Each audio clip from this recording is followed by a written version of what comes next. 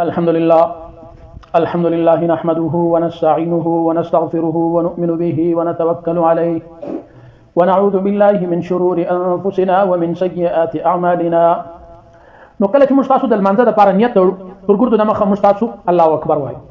الله اکبر مطلب الله تر ګردو غټ تر هر طاقت الله پاک چې دی هغه غټ طاقت دی، غټ ذات دی. بیا د هغه څخه وروسته مستاسو وایو سبحانك اللهم، مطلب دا دی سبحانك اللهم اے الله پاکي تعالی رده، وبحمدک اے الله حمد و ثنا تعالی رده، وتبارك اسمك اے الله ستانم چې دی هغه ډیر د برکت والا نوم دی، وتعالى جدك یا الله ستا مقام ستا مرتبه ډیر لوړه ده، ولا اله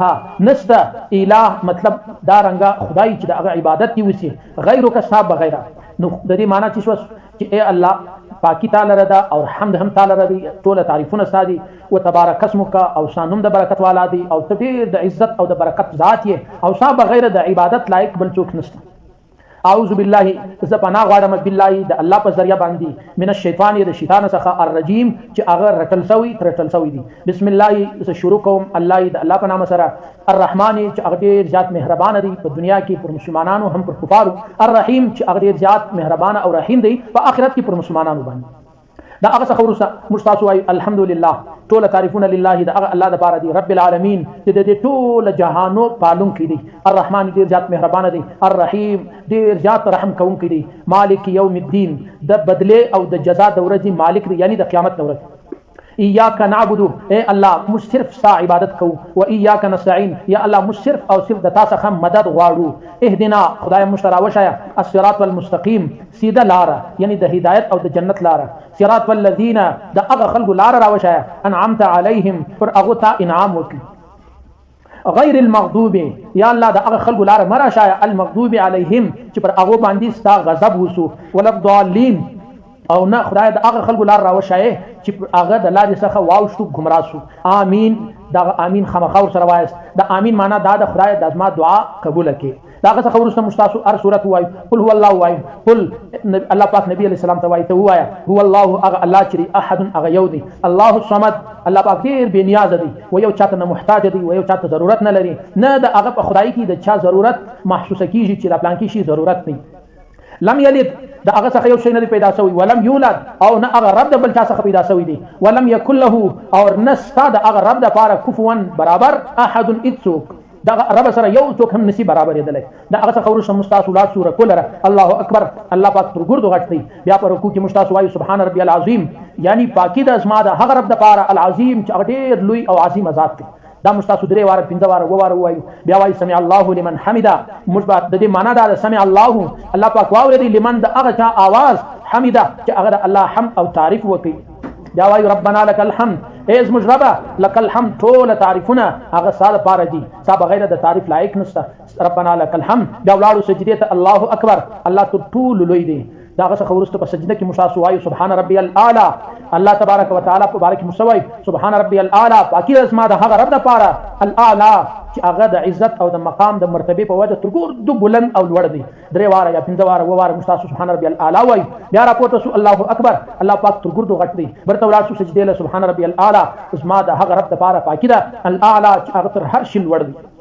درې پنځه ووارم په سجده کې دا وویل دغه یو رکعت پوره شو، بل رکعت هم دغه معنا ده. برته موږ تاسو په دویم رکعت باندې التحیات وایو. د التحیات معنا ته راسي التحیات ټول هغه عبادتونه چې انسان په الفاظو او په خوله باندې ادا کوي، لکه تلاوت سلو، لکه المنځ سلو، لکه ذکر سلو، درود سلو. التحیات ټول قولي عبادتونه چې په خوله باندې ویل کیږي. دویم دی لله دا ټول عبادتونه د الله لپاره ثابت دي، دا ګرځي د الله لپاره کیږي. والصلوات او ټول فعلی عبادتونه لکه اوس یو انسان دی هغه نفل کوي، یو انسان دی هغه جهاد کوي، یو انسان دی هغه تبلیغ کوي، یو انسان دی خیرات کوي په غریبانو په مسلمانانو کې تقسیموي، دې ته ویل کیږي فعلی عبادت. والصلوات فعلی عبادتونه هم ټول د الله لپاره دي. والطیبات او ټول مالی عبادتونه هم د الله لپاره دي. که یو څوک خیر او خیرات کوي پیسې ورکوي، د یو خوار غریب مسکین د یو یتیم یا د یو کونډې پوښتنه کوي هغې ته ګوله او پیاله ورسوي، نو دغه ته ویل کېږي مالی عبادت. دا د الله پاک عبادت د وکړي د مال په ذریعه باندې، دا ټوله د الله لپاره دي.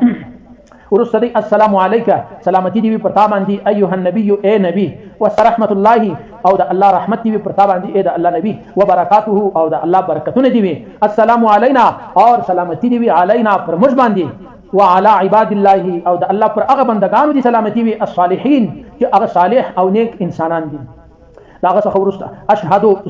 گواہی ورکوم ان د دې خبرې لا اله چې نشته د عبادت لایق الا الله د الله بغیر واشهد ان او زه د دې گواہی ورکوم محمدن چې حضرت محمد صلی الله علیه و آله وسلم چې دی عبده دا د الله پاک بنده دی ورسوله او دا د الله پاک راستول شوی او د الله پاک رسول دی. دا هغه څخه ورسته مستاسو درود شریف وایي درود ابراهیمی اللهم صل اے الله رحمتونه نازل کا علی محمد پر نبی علیہ السلام باندې وعلى آل محمد د نبی علیہ السلام پر خاندان او پر آل باندې کما صلیت لك څنګه چې تا رحمتونه او برکتونه نازل کړل علی ابراهیم پر ابراهیم علیہ السلام باندې وعلى آل ابراهیم د ابراهیم علیہ السلام پر خاندان باندې انک اے الله ته حمید ته د دې قابل یې چې ستا حمد او تعریف بیان سي مجید ته ډیر بزرگ او ډیر لوی ذات یې اللهم بارک اے الله برکتونه نازل کا علی محمد پر نبی علیہ السلام باندې وعلى آل محمد د نبی علیہ السلام پر خاندان باندې کما بارکتا لکه څنګه چې تا برکتونه را نازل کړل علی ابراهیم پر ابراهیم علیہ السلام باندې وعلى آل ابراهیم او د ابراهیم علیہ السلام پر خاندان باندې کما بارک علی ابراهیم انک حمید مجید اے الله ته حمید ته د تعریف او د حمد قابل ہے مجید او ته ډیر عظیمه او د بزرګۍ والا ذات کې د هر نقص د هر کمی څخه پاک کې دا څخه ورسره بعض انسانان دعا کوي چې اللهم ربنا آتنا فی الدنيا د دې ترجمه واوري اللهم اے الله آتنا ومشترکه فی الدنيا په دنیا کې حسنه ش ژوند راکه ش صحت راکه او ش مال راکه ش کور راکه یا الله ش پریشانی څخه خلاص ژوند راکه وفي الاخره او په اخرت کې هم راکه حسنه نیکیان راکه نیک اعمال راکه او مغفرت وک بغیر حساب مو بخښه وقنا او مشغول وساتي اے الله عذاب النار د ور د عذاب څخه مو وساتي. بعض انسانان دا دعا کوي اللهم رب اجعلني مقيم الصلاه ومن ذريتي اے الله ما المنز كون کی جوړ کا ومن ذریتی او زما خاندان او زما بچان هم المنز كون کی کا ربنا تقبل دعاء اے الله زما دعا قبول کا رب اجعلني مقيم الصلاه ومن ذريتي ربنا وتقبل دعاء ربنا اغفر لي اے الله ما تمافي وکا ولوالدي او زما مور پلا تمافي وکا وللمؤمنين اے الله مؤمنان هم را معاف کا یوم يقوم الحساب کما ورځ چې د حساب غ راسي په هغه ورځ الله ته ومش ګرد ته معافي وکا بیا وایي چې السلام علیکم ورحمت الله سلامتی دی په تا باندې دا څنګه چې کوم زما او تاسو پر وجو باندې فرشته ناشتي کنارینه په جماعت کې وي دا په څنګه نور مسلمانان په جماعت کې ولاړ هغه به دا وایي السلام علیکم سلامتی دی پر تا باندې ورحمت الله او الله د خاصه دی پر تا باندې د الله رحمتونه وي. دا رسول الله مساسو د منځ ترجمه او په اخر کې وساسو د دعای قنوت ترجمه لا واوري بس بیا تاسو هم ستړي سواس او بیان به بیا ان شاء الله په دعا باندې ختم. اول دعاء قنوتنا اللهم انا نستعينك ونستغفرك ونؤمن بك ونتوكل عليك ونثني عليك الخير ونشكرك ولا نكفرك ونخلع ونترك من يفجرك اللهم اياك نعبد ولك نصلي ونسجد اليك نسعى ونحفظ نرجو رحمتك ونخشى عذابك ان عذابك بالكفار ملحق. ترجمه دا اللهم اے الله انا مشيو نستعينك يا الله د تاسو څخه مدد غواړو په هر پریشانی کې ونستغفرك او د تاسو څخه موږ معافي غواړو معافي طلب کوو ونؤمن بك او پر تا باندې ایمان راوړو ونتوکل عليك یا الله موږ پر تا باندې توکل کوو ونثني عليك الخير یا الله موږ حمد بیانو ونشکرك او یا الله موږ شکر ادا کوو ولا نکفرك او موږ ناشکری نه کوو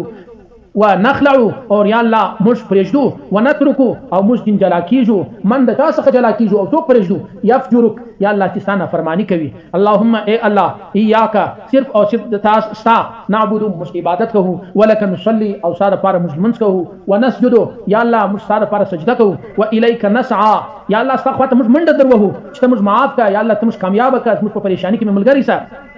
ونحفظ کوشش کوو ونرجو رحمتك او استاد رحمت انتظار کوو ونخشى عذابك اور یا الله استاد عذاب څخه ډیر زیات بیریږو ان عذابك خدای ستا عذاب چری بالکفار د کفار سره ملحق کفار سره ملګری کېدون کی دی دا غز مستاسو د دعای قنوت ترجمه ولا څه خبرې پاتې سوي اسما په پزین کې نه الله تبارک وتعالى د مستاسو دا ناس دا بیان دا تکلیف الله دې په خپل دربار کې په ډیرو زیات نیکانو باندې راسخ قبول کړي او الله تعالی دې همیشه او مستاسو دا رنګ بیانونه را نصیب کړي واخر دعوانا الحمد لله رب العالمين.